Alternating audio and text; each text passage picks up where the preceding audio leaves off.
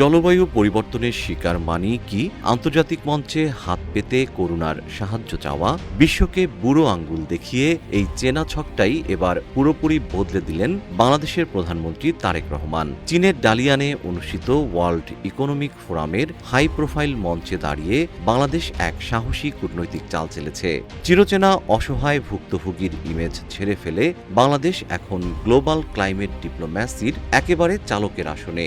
বিশ্বনেতা আর corporate জায়ান্টদের সামনে দেশের প্রধানমন্ত্রী স্পষ্ট ও কড়া বার্তা দিয়েছেন, বাংলাদেশ আর কোনো ফ্রিতে দেওয়া সাহায্য বা অনুদান চায় না, বরং জলবায়ু সংকটকে এখন একটি $1 বিলিয়ন লাভজনক বৈশ্বিক বিনিয়োগের খাত হিসেবে দেখতে হবে।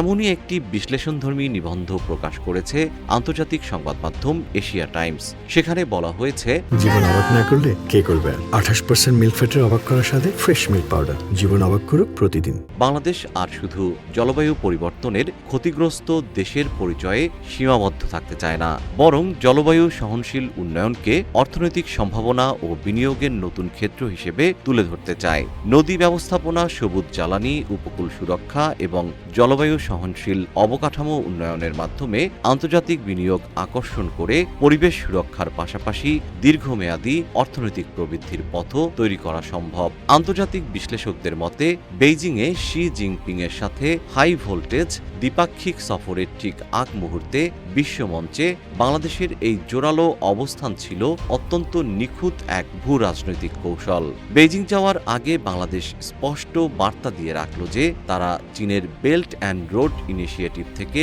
শুধু গাদা গাদা কঠিন শর্তের ঋণ নিতে আগ্রহী নয়। বাংলাদেশ চায় এমন পরিবেশ বান্ধব ও টেকসই অংশীদারিত্ব যা দেশের সার্বভৌমত্ব ও অর্থনীতিকে রক্ষা করবে। পরাশক্তিগুলোর ভূ রাজনৈতিক টানাটানির মাঝে এটি বাংলাদেশের নিজস্ব স্বার্থ আদায়ের এক দূরদর্শী কূটনীতি।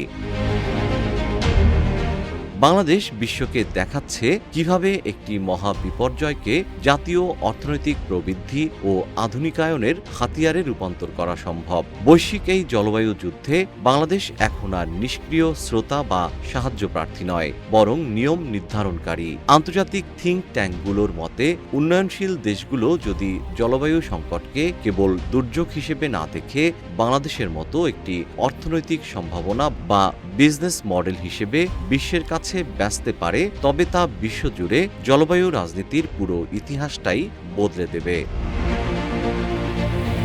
জিএম শিহাব, রূপালী বাংলাদেশ।